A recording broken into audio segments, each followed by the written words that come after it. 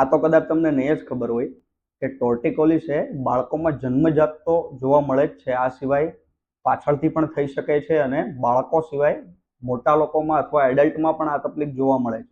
ટોર્ટિકોલિસનું બીજું નામ ડ્રાય નેક અથવા તો ટ્વિસ્ટેડ નેક પણ છે. ટોર્ટિકોલિસ એ એવી કન્ડિશન છે કે જેનામાં ગરદન એક બાજુ નમેલી હોય છે અને જે બાજુ નમેલી હોય છે એની ઓપોઝિટ સાઈડ વિરુદ્ધ દિશામાં રોટેટ થયેલી એટલે કે ફરેલી હોય છે. આ કન્ડિશનને આપણે ટોર્ટિકોલિસ કહીએ છીએ.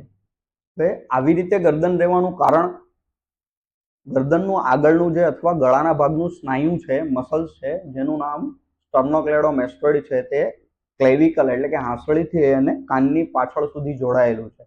આ મસલનું કામ છે તે બે મસલ આવેલા હોય છે, ડાબી બાજુ અને જમણી બાજુ. હવે આ મસલનું જે કામ છે તે ડાબી બાજુનું મસલ છે તે ડાબી બાજુ ગરદન નમાવાનું કામ કરે છે. આ સિવાય ગરદનને જમણી બાજુ ફેરવવાનું કામ કરે છે અને જમણી બાજુનું જે મસલ છે તે ગરદનને જમણી બાજુ નમાવે છે અને ડાબી બાજુ ફેરવવાનું કામ કરે છે.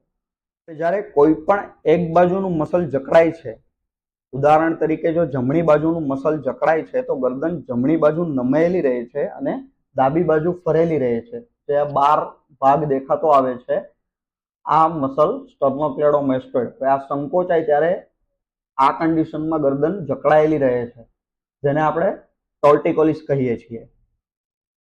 જન્મજાત જ્યારે ટોર્ટિકોલિસ હોય તો તેને આપણે કન્જનાઇટલ ટોર્ટિકોલિસ કહીએ છીએ.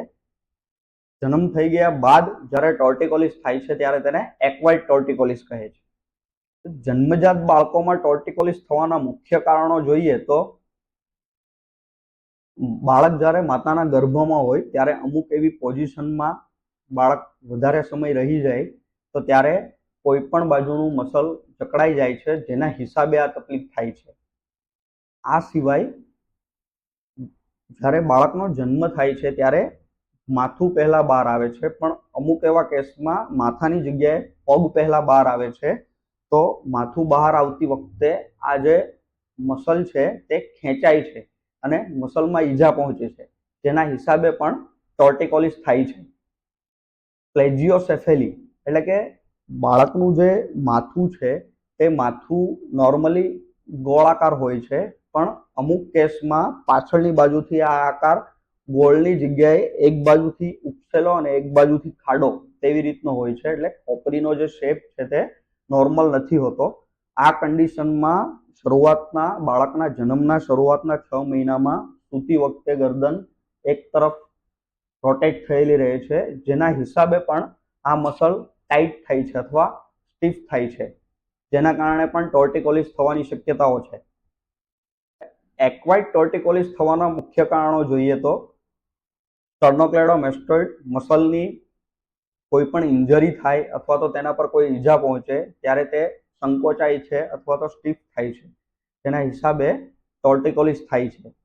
આ સિવાય મસલનું ઇન્ફેક્શન થાય અથવા તો ગળાનું ઇન્ફેક્શન થાય કે કોઈ ચેપ લાગે તેવી કન્ડિશનમાં પણ આ મસલ સંકોચાઈ જાય છે અને તેના હિસાબે પણ ટોર્ટિકોલિસ થાય છે. આ સિવાય સ્પાઇનનો જે કર્વેચર છે તે નોર્મલ ના હોય, કે જેને આપણે સ્કોલિયોસિસ કહીએ છીએ, તો આવી કન્ડિશનમાં પણ એક બાજુના મસલ વધારે સ્ટીફ હોય છે, તેના હિસાબે પણ ટોર્ટિકોલિસ થવાની શક્યતાઓ છે. સર્વાઇકલ રેડિક્યુલોપેથી એટલે કે ગરદનના જે મણકા છે તેની વચ્ચે કોઈ જગ્યાએ નસનું દબાણ હોય તો તેના હિસાબે પણ ટોર્ટિકોલિસ થવાની શક્યતાઓ છે. લક્ષણોની વાત કરીએ તો જે બાજુનું મસલ કડક હોય છે તે બાજુનો ભાગ બહારની બાજુ ઉપસી આવે છે. જન્મજાત ટોર્ટિકોલિસ એટલે કે કન્જનાઇટલ ટોર્ટિકોલિસમાં દુખાવો અમુક કેસમાં થાય છે, બાકી એક્વાયર્ડ ટોર્ટિકોલિસમાં તે જગ્યાએ પ્રેસ કરવાથી દુખાવો થાય છે, સોજો આવેલો હોય છે. ગરદનની જે નોર્મલ રેન્જ ઓફ મોશન એટલે કે ગરદનની જે મુવમેન્ટ છે તે મુવમેન્ટ એક બાજુની તરફ જે બાજુ મસલ સ્ટીફ હોય તે બાજુ ઓછી થઈ ગયેલી હોય છે. જે બાજુનું મસલ સ્ટીફ હોય તે બાજુનો ખંભો છે તે એલિવેટેડ એટલે કે ઉપરની બાજુ થયેલો જોવા મળે છે. આ સિવાય ટોર્ટિકોલિસમાં જે બાજુનું મસલ કડક હોય છે તે બાજુ ગરદન નમેલી અને તેની વિરુદ્ધ દિશામાં ગરદન ફરેલી જોવા મળે છે. તમને પણ જો આવા લક્ષણો જણાય તો તેનું વહેલી તકે ફિઝિકલ એક્ઝામિનેશન કરાવી અને જરૂરિયાત મુજબની સારવાર ચાલુ કરાવવી જોઈએ.